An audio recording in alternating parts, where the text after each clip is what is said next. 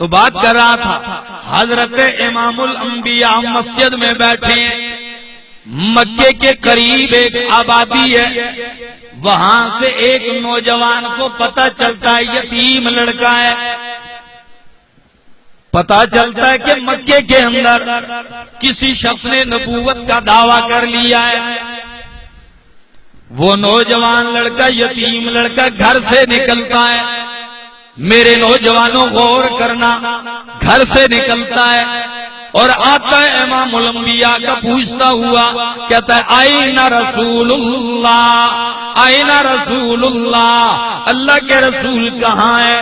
لوگوں نے بتایا وہ مسجد کے اندر جلوہ افروز ہے۔ یہ نوجوان جب امام الانبیاء کے چہرے کو دیکھتا ہے قدم آگے نہیں بڑھاتا، کھڑے ہو کے دیکھنے لگ جاتا ہے، امام الانبیاء کے رخساروں پہ نظر جما لیتا ہے اور جما لینے کے بعد کہتا ہے اے اللہ کے پیغمبر، ہاتھ آگے بڑھا کے کہتے ہیں مجھے کلمہ پڑھائیں، میں آپ کا غلام بننا چاہتا ہوں۔ سبحان اللہ، سبحان اللہ۔ تقریر نہیں سنی، بیان نہیں سنا، معجزہ نہیں دیکھا، تقریر آیتیں نہیں سنی، پھر ایمان کیوں لایا؟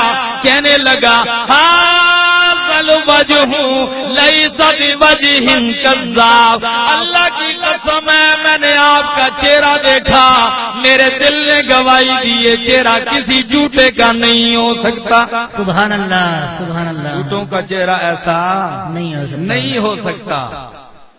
نبی علیہ السلام نے کہا نوجوان تو بڑا حسین لڑکا ہے، بڑے اعلیٰ کپڑوں میں آیا ہے اور میرے ساتھ جو چلتا ہے اس پہ بڑی تکلیفیں آتی ہیں، سبحان اللہ۔ خیال کرنا ذرا، کچھ دنوں کے لیے ایمان چھپائے رکھنا، ٹھیک ہے جی؟ چلا گیا، بڑے اعلیٰ لباس میں آیا، گھر گیا، چچا بھی کافر ہے مشرک، ماں بھی کافرہ ہے ایمان نہیں لائی، باپ تو فوت ہو چکا تھا۔ اللہ اکبر، میرے بھائیو نوجوانوں آپ کی نظر کرتا ہوں یہ واقعہ، اور اپنے دل کے برتن کو سامنے رکھیے، اس کے بعد سوچنا آپ کا دل کیا فیصلہ کرتا ہے۔ آج ایک فیصلہ کر کے اٹھنا ہے اس مجلس سے، سبحان اللہ۔ میرے عزیزو، تاکہ میرے اس آنے کا مقصد پورا ہو جائے انشاءاللہ۔ گھر گیا، گھر میں نبی کریم کی غیبت ہونے لگی، چچا کرتا ہے، ماں کرتی ہے، یہ امام الانبیاء کا نام سنتا ہے، دو زانوں بیٹھ جاتا ہے، کھڑا ہو جاتا ہے کہ آپ نے نام امام الانبیاء کا لیا۔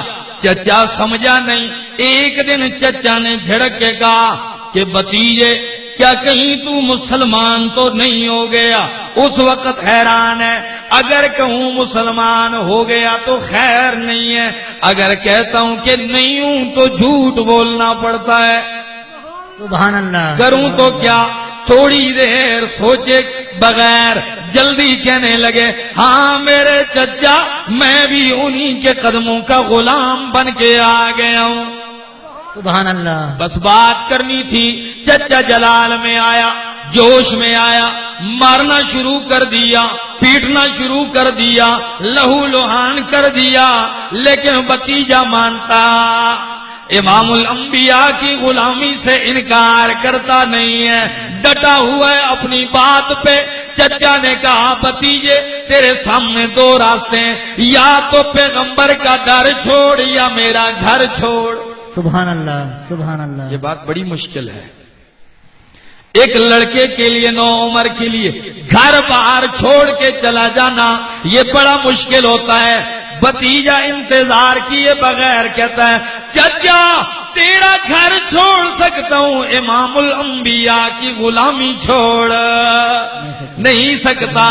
چچا نے کہا نکل جا میرے گھر سے، مار کے نکالا، دیکھا بھتیجا ٹس سے مس نہیں ہو رہا، نکل پڑا، پھر بازو پکڑ کے کہا بھتیجے اگر تو واقعی ان کا غلام ہے جوتے اتار، یہ میری کمائی ہے، جوتے اتار کے پھینک دیے، لے۔ کہا کہ کپڑے اتار، قمیض اتار دی، ٹوپی اتار دی۔ سبحان اللہ۔ یقین جانیے میں نے اسد الغابہ فی معرفت الصحابہ ایک کتاب ہے عربی کی، 8,000 صحابہ کی زندگی کے متعلق لکھی گئی ہے. واقعہ میں نے پڑھا، میری آنکھوں سے آنسو جاری ہو گئے کہ ایسے بھی لوگ تھے. سبحان اللہ. کہا اتار، اب صرف ایک شلوار رہ گئی ہے اور آنکھوں میں آنسو آئے ہیں بھتیجے کے. کہا چچا اب تو چھوڑ دینا، گھر بھی تیرا چھوڑنے کو تیار ہوں، کپڑے بھی اتار دیے، اب میری عزت کا سوال ہے. چچا نے کہا بھتیجے اگر تجھے عزت چاہیے تو پھر ان کی غلامی چھوڑ، اور اگر ان کی غلامی نہیں چھوڑتا تو آج تیری عزت بھی تار تار کر دی جائے گی. اتار یہ ننگا ہو جا. اس وقت آسمان کی طرف دیکھ کے کہنے لگے ربا آج ایک طرف میری عزت کا سوال ہے، دوسری تیری طرف تیرے نبی کی محبت کا سوال ہے. اللہ تو گواہ ہو جا، آج میں اپنی عزت کو تیرے نبی کی محبت پہ قربان کرنے لگا ہوں. سبحان اللہ. نعرہ تکبیر، نعرہ تکبیر، نعرہ رسالت. میرے نوجوان ساتھیوں توجہ کرنا، فرمایا میں اپنی عزت بھی قربان کرنے لگا ہوں. اتار دیا کرتا سلوار بھی اور دیوار کی اوٹ میں بیٹھ کے ماں نے دیوار کے اوپر سے اپنا دوپٹہ پھینکا. فرمایا بیٹا چادر میری لے اور بھاگ ورنہ یہ بھی تجھے نصیب نہیں ہوگی. ماں کا دوپٹہ لیا، چادر لی، اسے 2 ٹکڑے کر کے ایک سے اپنا سطر چھپایا اور دوسرا ٹکڑا اوپر کر کے بھاگتے ہوئے امام الانبیاء کی مجلس میں آ پہنچا ہے. سبحان اللہ، سبحان اللہ. نبی کریم نے دیکھا کہ عبداللہ تو پہلے عجیب سی حالت میں آیا تھا، آج عبداللہ کا لباس اترا ہوا ہے، وجود پہ زخم ہے، لہو لہان ہو کے آیا ہے. امام الانبیاء کھڑے ہو گئے عبداللہ کے استقبال کے لیے. فرمایا مرحبا یا عبداللہ، انہیں سینے سے لگایا. فرمایا کیسے آنا ہوا؟ عبداللہ کہنے لگے اللہ کے رسول اب تو آپ کے در کا ہو کے رہ گیا ہوں، آپ کی خاطر میں نے عزت بھی قربان کر دی.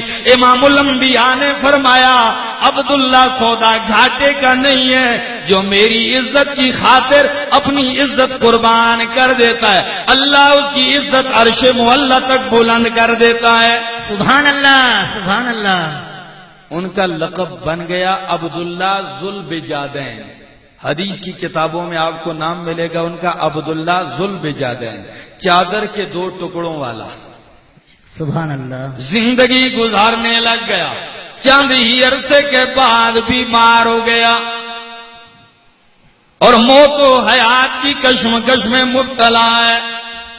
صحابہ نے فرمایا اللہ کے رسول عبداللہ بیمار ہے اور آخری لمحات ہیں. امام الانبیاء اس کی بیمار پرسی کے لیے چلے جاتے ہیں. اس کی شان کے کیا کہنے کہ نبی کریم اس کی بیمار پرسی کے لیے جاتے. سبحان اللہ، سبحان اللہ. اللہ اکبر. قربانی دی نا، بے شک. ہاں تو مقام ملا.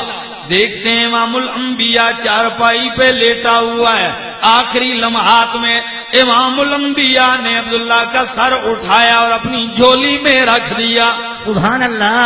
ہائے میرے نوجوانوں، یہ قربانی کا صلہ ہے، یہ نبی کی غلامی کا صلہ ہے، یہ نبی کی تابعداری کا صلہ ہے کہ آج اس کا سر ہے اور میرے پیغمبر کی گود ہے، اس کے بالوں میں نبی کریم انگلیاں پھیر رہے ہیں اور کہتے ہیں عبداللہ ما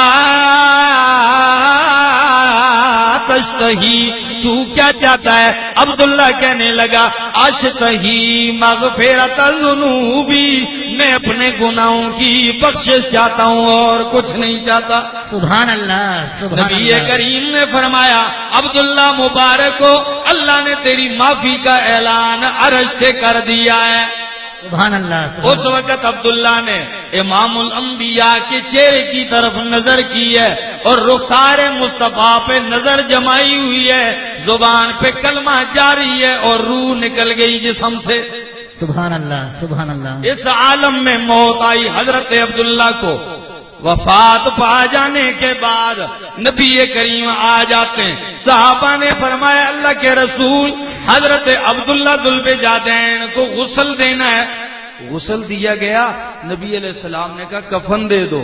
سبحان اللہ صحابی آئے، فرمایا اللہ کے رسول کفن دیں، کپڑا کہاں سے لائیں؟ اس کے پاس تو کپڑا ہی کوئی نہیں۔ سبحان اللہ سبحان اللہ نبی کریم نے فرمایا عبداللہ کے پاس کپڑا نہیں ہے، لو میری چادر اور میری کملی میں عبداللہ کو کفن دے دو۔